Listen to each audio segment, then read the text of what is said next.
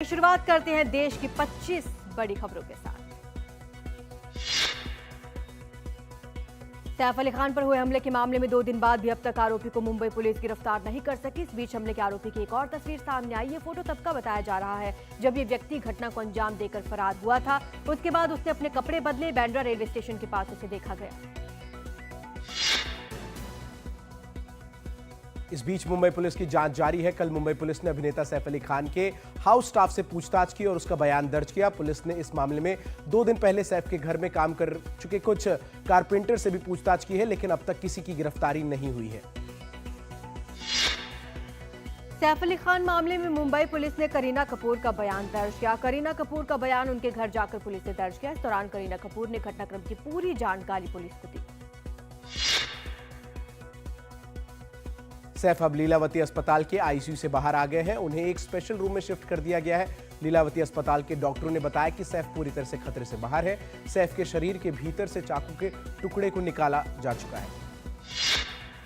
BJP ने दिल्ली चुनाव के लिए अपना संकल्प पत्र जारी किया। बीजेपी अध्यक्ष जेपी नड्डा ने संकल्प पत्र को विकसित दिल्ली की नींव बताया। उन्होंने महिलाओं को हर महीने 2500 रुपए, गरीब महिलाओं को 500 रुपए में सिलेंडर देने का वादा किया। उन्होंने कहा कि सरकार बनने पर गर्भवती महिलाओं को 21,000 रुपए दिए जाएंगे। 6 पोषण किट भी दिए जाएंगे।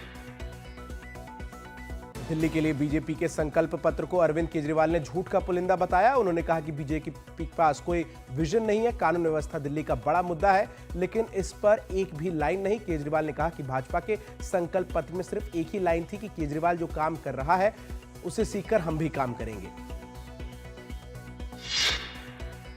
आम आदमी पार्टी ने दिल्ली चुनाव से पहले एक और बड़ा ऐलान किया। अरविंद केजरीवाल ने छात्रों के लिए बस सेवा मुफ्त करने का ऐलान किया। इसके अलावा केजरीवाल ने प्रधानमंत्री मोदी को चिट्ठी लिखी। दिल्ली मेट्रो में छात्रों के लिए 50% छूट की मांग की।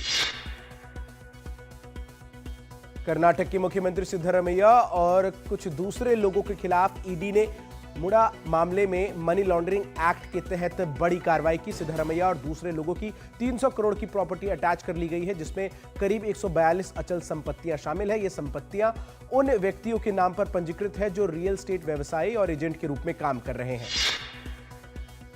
पटना में राष्ट्रीय जनता दल की राष्ट्रीय कार्यकारिणी की अहम बैठक होने वाली है। बैठक में अगले विधानसभा चुनाव को लेकर सभी रणनीतियों पर चर्चा होगी। साथ ही राष्ट्रीय जनता दल के प्रदेश अध्यक्ष के बारे में अंतिम फैसला होगा।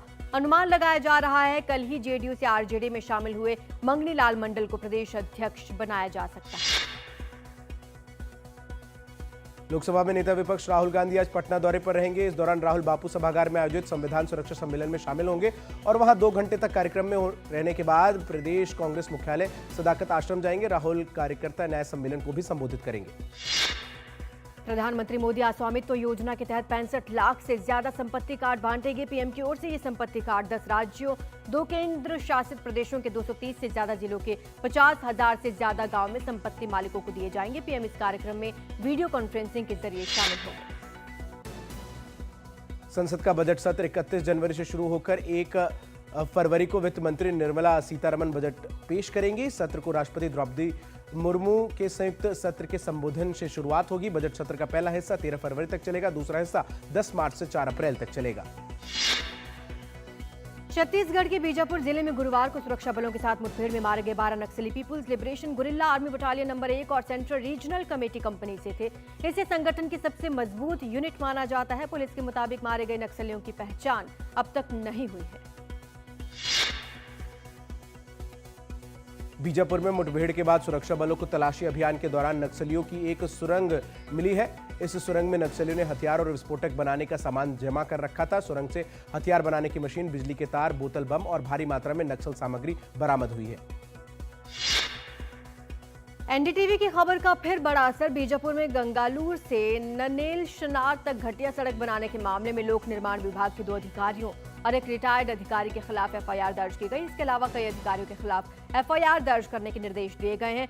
2 अधिकारियों को सस्पेंड कर दिया गया है। भोपाल के नर्सिंग कॉलेजों की जांच से जुड़ी मूल फाइल और दस्तावेज गायब हो गए। सीसीटीवी फुटेज भी गायब है। इसकी शिकायत नर्सिंग काउंसिल ने पुलिस को कर दी है। सरकार ने इस मामले पर जांच का भरोसा दिया है। मध्य प्रदेश में नर्सिंग घोटाले की जो परतें एनडीटीवी ने खोली थी, जिसके बाद जांच शुरू हुई है। कोलकाता के आरजी का मर्डर मामले में कोलकाता के सियालदाह की अदालत आज फैसला सुनाएगी। अदालत में करीब 5 महीने तक इस मामले में सुनवाई चली। पिछले साल 9 अगस्त को एक ट्रेनी महिला डॉक्टर के रेप के बाद हत्या कर दी गई थी। इस मामले में घटना के एक दिन बाद आरोपी संजय रॉय को गिरफ्तार किया गया था। कर्नाटक में 24 घंटे के अंदर दूसरी बार बैंक डकैती हुई। 5 हथियारबंद बदमाश मैंगलोर के उजलाल के एक बैंक में तकरीबन 12 करोड़ रुपए के सोने, गहने और कैश उड़ा ले गए। पुलिस के मुताबिक 25 से 30 साल के अपराधियों ने नकाब पहनकर घटना को अंजाम दिया। इससे पहले बिदर में कैश वैन को सुरक्षा कर्मियों की हत्या कर 93 लाख रुपए बदमाश उड़ाकर ले गए थे। उत्तर प्रदेश के कानपुर में हिस्ट्री शीटर गौरव जैन के जन्मदिन पर उसके गिरोह ने दहशत फैलाने के लिए जमकर फायरिंग और बमबाजी की। सराफा कारोबारियों के इलाके में फायरिंग की गई। इसका मकसद दहशत फैलाना था, लेकिन अगले ही दिन पुलिस ने 3 आरोपियों को गिरफ्तार किया। बाजार में उनका जुलूस निकाला। टीवी शो धरतीपुत्र नंदिनी में मुख्य भूमिका निभाने वाले टीवी अभिनेता अमन जायसवाल की सड़क दुर्घटना में मौत हो गई। वो 23 वर्ष के थे। अमन शूटिंग से लौटकर घर जा रहे थे। मुंबई के जोगेश्वरी हाईवे पर उनकी बाइक को एक ट्रक ने टक्कर मार दी। हादसे के वक्त अभिनेता बाइक पर थे। एक्टर को अस्पताल ले जाया गया, जहां हादसे के आधे घंटे बाद उनकी मौत हो गई। हैदराबाद मेट्रो ने हार्ट ट्रांसपोर्टेशन के लिए एक ग्रीन कॉरिडोर शुरू किया। इसके कारण एलबी नगर के कामिनेनी अस्पताल से लकड़ी के पुल इलाके के एक अस्पताल तक तेज और निर्बाध परिवहन की सुविधा प्रदान की गई, जिससे एक डोनर का हृदय पहुंचाया जा सका। मेट्रो ने 13 स्टेशनों के दौरान 13 किलोमीटर की दूरी को महज 13 मिनट में पूरा कर लिया।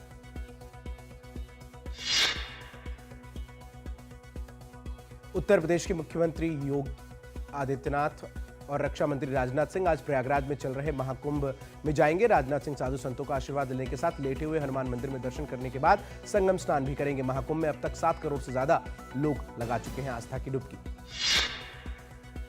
हमास के साथ समझौते को इजरायली कैबिनेट की मंजूरी। इससे पहले इजरायल की सिक्योरिटी कैबिनेट ने इस डील को मंजूरी दी थी। संभावना है कि अब सीज फायर लागू हो सकता है। इजरायल और हमास के बीच पिछले करीब 15 महीने से युद्ध जारी है। इसमें हजारों लोगों की मौत हो चुकी है। अमेरिका में अगले राष्ट्रपति डोनाल्ड ट्रंप के शपथ ग्रहण की तैयारियां जोरों से चल रही है। 20 जनवरी को ट्रंप का शपथ ग्रहण होना है। अब खबर आ रही है कि कड़ाके की ठंड के कारण ट्रंप का शपथ ग्रहण कैपिटल के अंदर हो सकता है। अंतिम फैसला ट्रंप के साथ विचार विमर्श करने के बाद संयुक्त कांग्रेस समिति द्वारा लिया जाएगा।